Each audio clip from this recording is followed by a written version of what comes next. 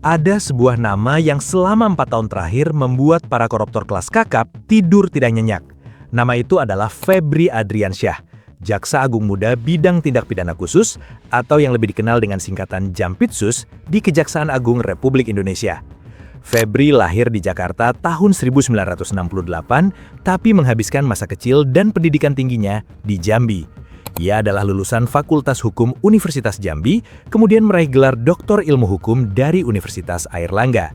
Kariernya dimulai pada 1996 sebagai jaksa biasa di Kejaksaan Negeri Sungai Penuh Kerinci, kota kecil di Pegunungan Jambi yang jauh dari hiruk-pikuk ibu kota. Dari Sungai Penuh, ia naik pelan tapi pasti, menjadi Kajari Bandung, lalu ASPIDSU di Jawa Timur, kemudian Wakajati DIY, Wakajati DKI Jakarta, Kajati Nusa Tenggara Timur, Direktur Penyidikan di Jampitsus, sampai akhirnya Kajati DKI Jakarta. Baru 5 bulan di kursi Kajati DKI, ia sudah ditarik lagi ke Jakarta Selatan untuk dilantik sebagai Jampitsus pada Januari 2022. Dan begitu masuk ke kursi Jampitsus, Febri langsung tancap gas. Di bawah kepemimpinannya, Kejaksaan Agung menjelma menjadi institusi yang paling ditakuti oleh pelaku rasuah kelas kakap di negeri ini. Jiwasraya diselesaikan, Asabri diusut tuntas, Joni G. Plate, mantan menteri, dijerat dalam kasus Kominfo. 3 hakim PN Surabaya ditangkap dalam operasi tangkap tangan perkara suap Ronald Tanur. Dan yang paling menggemparkan, kasus korupsi tata niaga timah diungkap dengan nilai kerugian negara yang mengejutkan seluruh Indonesia, yaitu 271 triliun rupiah. Maka bayangkan betapa mengejutkannya ketika pada Juli 2026, nama Febri Adriansyah justru menjadi tersangka korupsi. Nama Jaksa Agung Muda Tindak Pidana Khusus Kejaksaan Agung Febri Adriansyah menjadi perhatian publik setelah rumahnya di kawasan Kramat Pela, Jakarta Selatan dijaga sejumlah personel TNI. Sebelum kita masuk ke drama Juli 2026, ada satu hal kecil yang sudah lama menggelitik. Namanya Laporan Harta Kekayaan Penyelenggara Negara atau LHKPN. Dokumen yang wajib diisi oleh semua pejabat publik dan bisa dibaca siapa saja di situs KPK. Ketika Febri dilantik sebagai Jampitsus pada awal 2022, total kekayaannya tercatat 6,3 miliar rupiah. Angka yang masuk akal untuk seorang jaksa senior dengan karier panjang. Tapi pada 2023, angka itu melompat menjadi 18 miliar rupiah lebih, naik hampir 3 kali lipat dalam 1 tahun. Penjelasan resminya sederhana dan sah secara hukum, yaitu ada warisan berupa tanah dan bangunan seluas 638 meter persegi di Jakarta Selatan senilai 10,8 miliar rupiah yang masuk ke laporan kekayaannya. Warisan memang bisa menjelaskan lonjakan seperti itu secara administratif, tapi di kepala publik dan para pengamat, pertanyaan tetap menggantung. Apakah hanya itu? Pertanyaan itu ternyata baru terjawab sebagian ketika polisi menggeledah sebuah rumah di kawasan Sentul Bogor pada Juli 2026. Yang mereka temukan di dalam bukan sekedar dokumen atau uang tunai, melainkan emas batangan seberat 74 kg ditambah uang miliaran rupiah dalam berbagai mata uang asing. Febri membantah barang-barang itu miliknya, tapi ia juga sudah mengakui bahwa rumah itu memang kediaman pribadinya.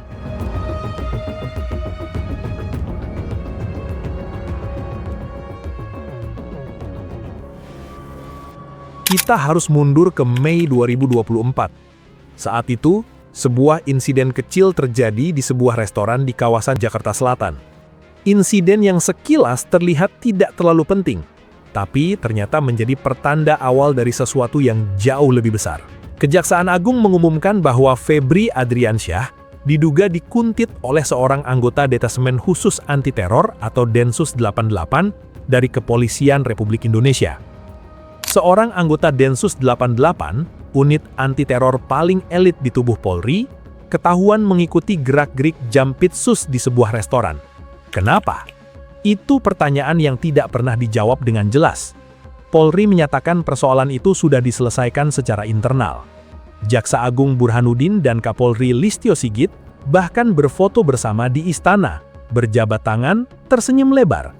"Kami nggak ada apa-apa kok," kata Burhanuddin sambil bersalaman. Publik diminta tidak membenturkan kedua institusi. Saat wartawan bertanya kepada Febri, apakah penguntitan itu ada kaitannya dengan isu purnawirawan Polri yang terseret dalam kasus timah, ia tidak membenarkan dan tidak menampik. hanya bilang bahwa penyidikan kasus timah dilakukan secara profesional dan semuanya akan terbuka di pengadilan. Gesekan itu ditutup rapat-rapat, tapi bara yang ada di bawah permukaan tidak ikut padam.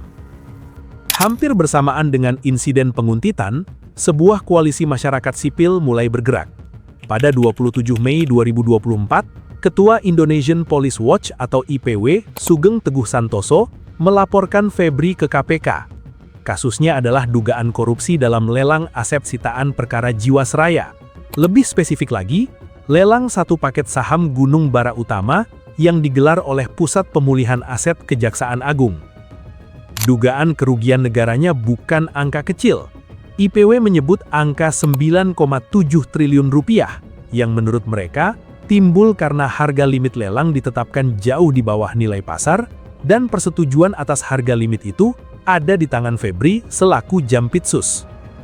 Laporan itu tidak langsung menghasilkan tindakan, tapi setahun kemudian, Maret 2025, koalisi yang sama datang lagi ke KPK dengan laporan yang lebih luas. Kali ini ada 4 kasus sekaligus yang diadukan, yaitu Jiwasraya, perkara suap Ronald Tanur dengan terdakwa Zarof Ricard, dugaan penyalahgunaan wewenang dalam tata niaga batubara di Kalimantan Timur, dan tindak pidana pencucian uang.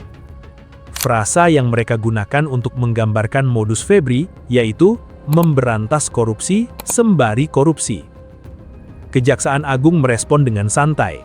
Kepala Pusat Penerangan Hukum Kejagung Harli Siregar bilang pihaknya akan mempelajari laporan itu terlebih dahulu, sambil menambahkan bahwa laporan semacam ini bukan yang pertama kali masuk. Artinya kejaksaan tidak terlalu khawatir, atau setidaknya tidak menunjukkan kekhawatiran. Pada titik ini, semua masih terasa seperti laporan dari kelompok masyarakat sipil yang mencoba menekan institusi penegak hukum. Biasa, lazim, belum ada yang bergerak.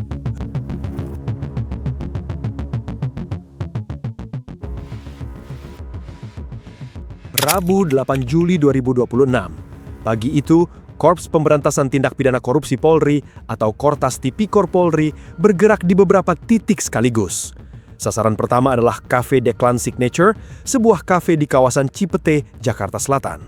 Di sana, penyidik menyita uang tunai dalam jumlah yang mengejutkan, hampir 60 miliar rupiah, terdiri dari lebih dari 3 juta dolar Singapura, hampir 900 ribu dolar Amerika, dan ratusan juta rupiah. Selain uang, dokumen, perangkat elektronik, dan ponsel ikut diamankan. 3 orang pegawai kafe dibawa untuk dimintai keterangan. Sebuah money changer di lokasi lain juga digeledah. Total dari keseluruhan operasi hari itu, penyidik menyita 71 item barang bukti, termasuk 16 mata uang asing senilai 7,2 miliar rupiah. Sementara itu, di Jalan Kramat Pela, Kebayoran Baru, sesuatu yang tidak biasa terjadi. Kediaman Jampitsus Febri Adriansyah tiba-tiba dijaga ketat oleh barisan prajurit TNI. Tidak ada penjelasan resmi, tidak ada konferensi pers, tapi foto dan video rumah yang dikepung TNI itu menyebar cepat di media sosial dan publik mulai bertanya-tanya. Kepolisian menjelaskan bahwa rangkaian penggeledahan itu berkaitan dengan penyidikan 3 perkara sekaligus, yaitu dugaan korupsi pasokan batubara yang memicu blackout di Sumatera, kasus PT Asabri, dan kasus Krakatau Steel dalam kurun waktu 2020 sampai 2025. Kamis dini hari, 9 Juli 2026, laporan yang beredar menyebut ada puluhan orang berambut cepak, diduga aparat TNI yang mendatangi kantor Polda Metro Jaya dini hari itu. Kabarnya mereka hendak menarik seorang saksi. Tidak ada konfirmasi resmi, tapi cerita itu beredar luas dan menambah kesan bahwa ketegangan antara institusi sedang mendidih di titik yang berbahaya. Jumat, 10 Juli 2026, pagi hari, polisi menggeledah sebuah rumah di kawasan Sentul, Bogor. Hasilnya adalah sesuatu yang bahkan sulit dibayangkan sebelumnya.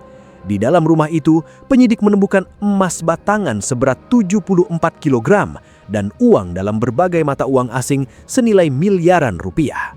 Rumah itu, menurut informasi yang kemudian beredar, adalah kediaman pribadi Febri Adriansyah. Fakta yang ia sendiri tidak pernah bantah. Siang harinya, Febri muncul di Gedung Bundar Kejaksaan Agung. Ia tidak mengenakan seragam jaksa, hanya kemeja batik. Di depan wartawan, ia membantah kabar bahwa barang-barang yang ditemukan di Sentul adalah miliknya. Ia juga menegaskan bahwa dirinya tidak akan mundur dari jabatan Jampitsus dan masih aktif menjalankan tugas. Hingga pagi tadi saya masih menerima perintah untuk segera menyelesaikan pemberkasan penanganan kasus yang memang waktunya singkat, katanya.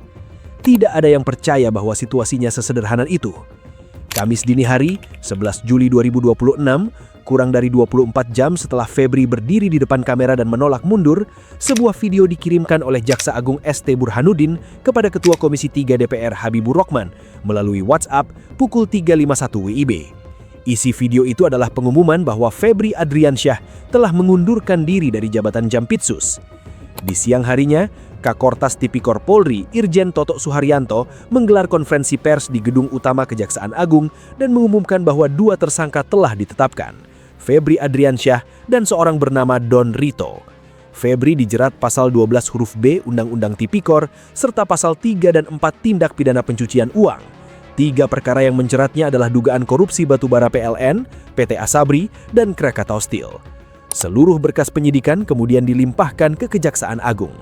PLT Jampitsus Rudi Margono yang merangkap jabatan sebagai Jamwas mengkonfirmasi bahwa Febri sudah mengajukan pengunduran diri. Saat wartawan menanyakan keberadaan Febri, Rudi mengaku belum tahu. Sampai berita terbaru ditulis, Febri belum ditahan.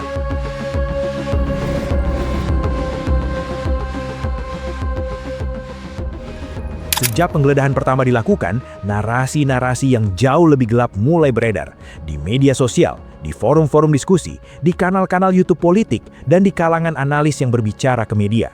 Narasi pertama yang paling kencang beredar adalah soal peran Joko Widodo. Praktisi intelijen Kolonel Purnawirawan Sri Radajasa Chandra yang berbicara di Forum Keadilan TV pada 10 Juli 2026 menyampaikan pandangan yang cukup mengejutkan.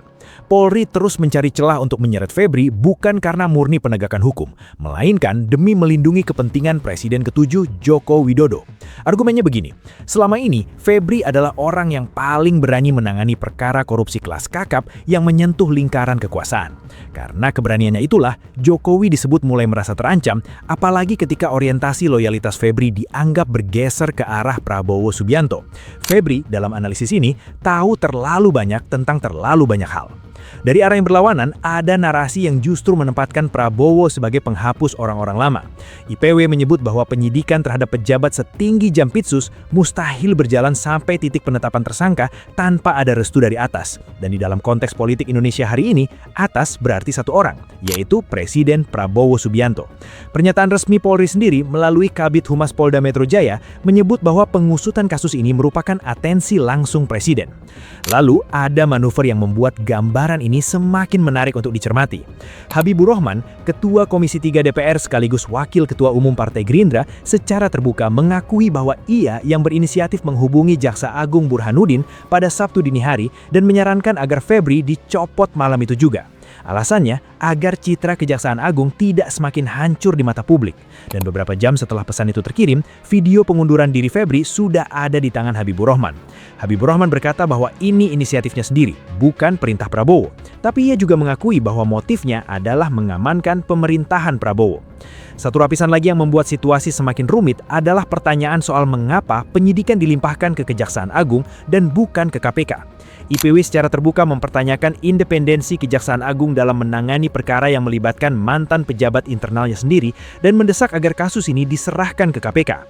Sekretaris Jenderal IPW Data Wardana bahkan menduga ada intervensi kuat di atas level Kapolri yang memaksa penyidikan berpindah tangan dari Polri ke Kejagung.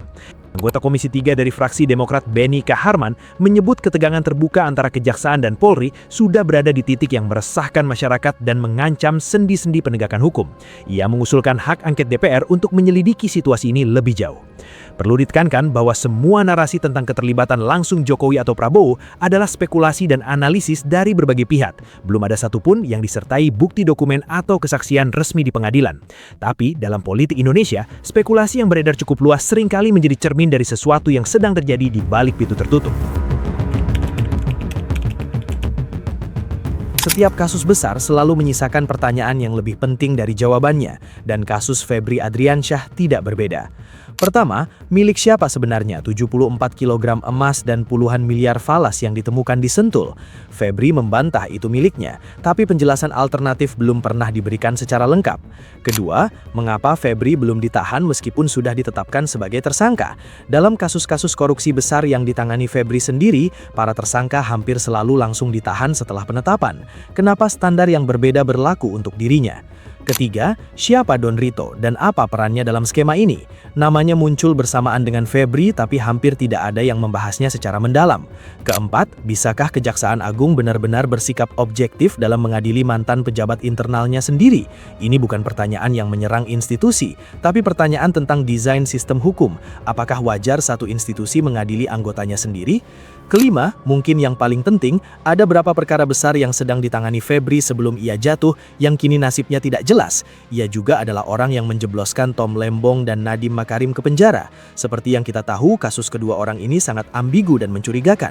Tom Lembong sendiri sudah dibebaskan. Namun bagaimana dengan Nadiem? Apakah dia benar-benar bersalah atau ini juga merupakan permainan Febri dan para atasannya?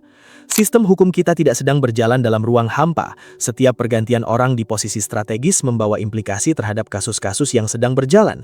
Dan ketika orang yang diganti adalah orang yang paling berani mengejar koruptor kelas kakap, pertanyaan tentang apa yang akan terjadi selanjutnya adalah pertanyaan yang harus terus diajukan. Gimana menurut kalian? Tulis di kolom komentar ya. Jangan lupa like, share, dan subscribe Kopral Gondrong untuk konten menarik lainnya.